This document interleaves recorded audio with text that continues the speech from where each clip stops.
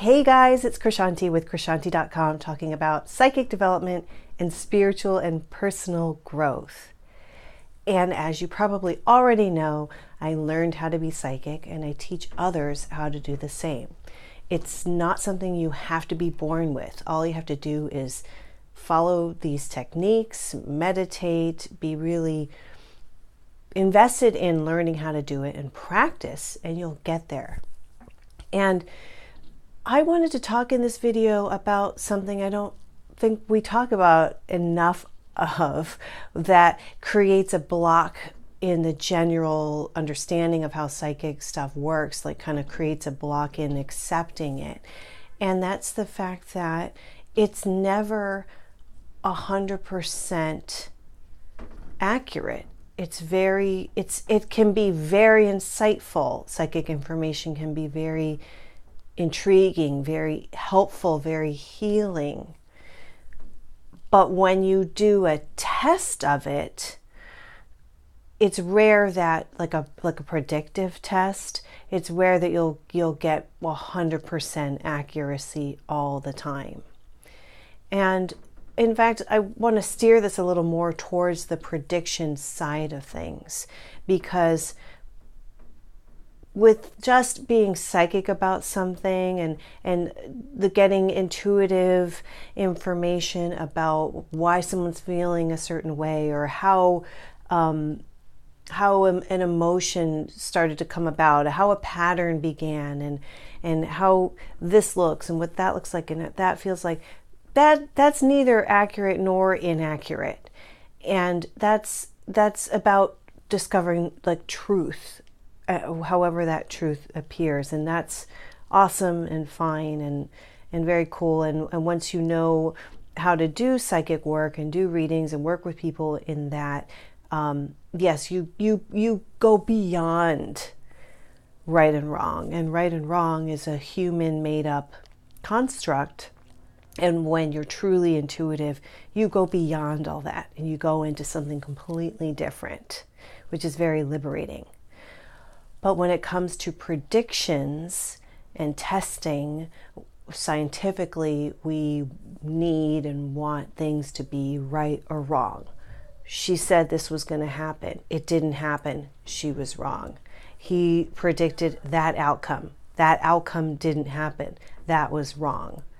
And it's very tricky when it comes to predicting something that takes into account another person's free will.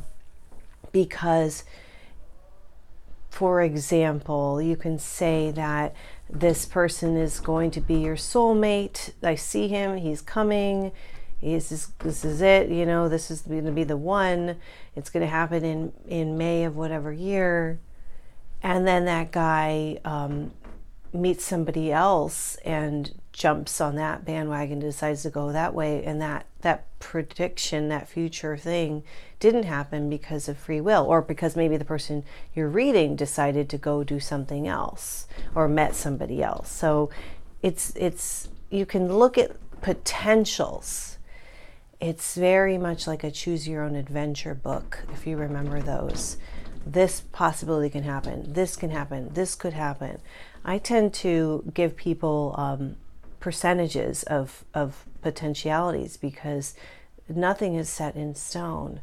And even, this is my beef with astrology. I know that it can be accurate, and I've been looking for a very long time for a very surefire, sharp, smart, reliable, dependable, accurate way to predict timing.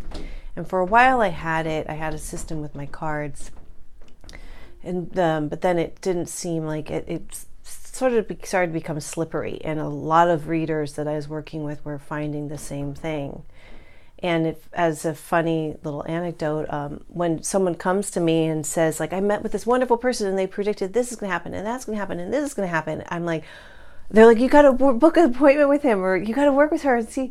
I'm like, well, why don't I wait and see if what they said is going to happen in your life actually does happen, and then I'll book with them, and then I'll probably study with them to see how they got the timing so right. But even with astrology, you can predict and see in a chart where something, perhaps, for example, something traumatic is going to occur. But unless you're really, really drilled in and, you really absolutely know, and you're prophetic almost, it can be difficult to say exactly what that thing is. So you might be thinking, oh, it's the end. It's going to be the end of this job. Thank God. Like that person that's been thinking of leaving, they're going to leave, and I'm going to be so happy. The chart, it says an ending, like a major ending in my life. And then the time comes, and like your next door neighbor who you love moves away, or who you don't love moves away, and that's that ending. So that's difficult because there are so many factors at play.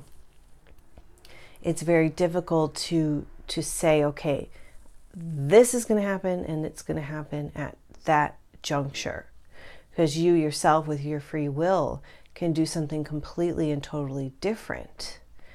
And so that's where it's not a hard proven science. And it's exciting when you get a psychic hit, or you get in something that actually does come about. But I can't say what it is that makes that happen.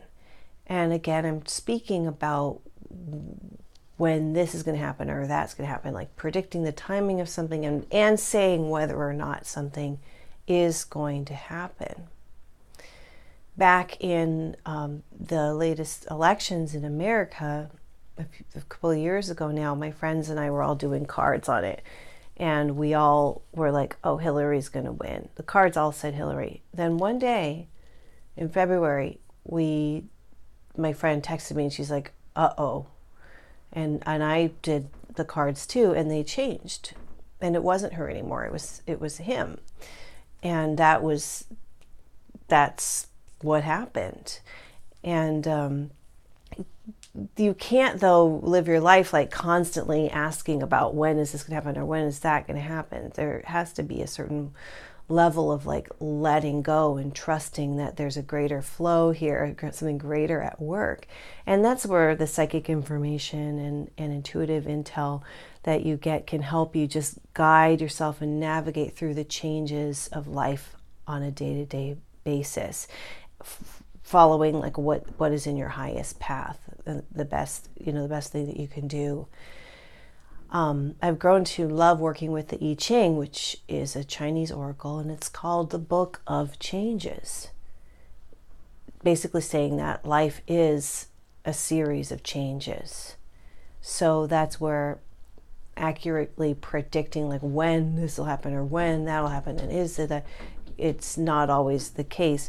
But it also brings me back, all of this, to something I did a video on a while ago, which is, how do we know when something is fate or destiny or can be changed and altered? And that's a real trip if you think about it, because does fate exist? Yes. How would we have these astrological charts, which are like grids of light and energy and intersecting, vibrating, alive energy fields? A chart's just not like this flat thing. It's a vibrant thing. Like, how did we have that? How is that created as a map without speaking to destiny and fate? Like, certain things are going to happen. I have heard, and I believe this, that the more energy that comes together for like a massive event, the easier it is for people to predict it and see it. And there are teams of remote viewers who work together, teams and groups of people trained in the specific art form of remote viewing, who look for that. So they're looking for, okay, when is it like this natural disaster, or what happened when this happened? That's retrocognition, but they're doing like precognition and looking at, okay, I see, like this is going to happen, and then that. And I don't know, it seems like the greater energies come together, the easier it is for the remote viewers to see what's being set up and how it's going to go down. But it's still, I would still say it's never 100%. And back to how that can help you in two ways. If you're learning how to be psychic, I wanted to share this so it can help you, give you something to think about. If you're getting readings, be very, very sort of like nonchalant about predictions when it comes to timing or what's going to happen. And instead ask a question like, along the lines of like, what can I do now to make me happy now, or what's in my best path so that I can get to where I want to go, and then leave that open and navigate it that way.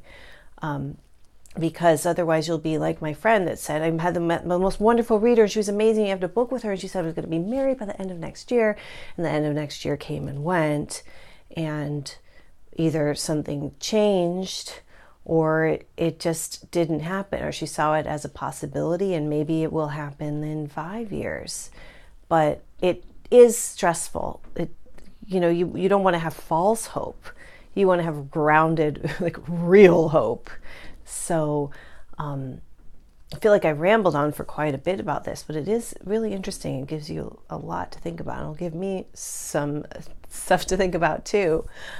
Thank you for watching. If you would like meditations, I have some free ones on my website. I also have workshops and fun things like that. It's all at Krishantiw.com. So that's all for now, and I'll see you next time.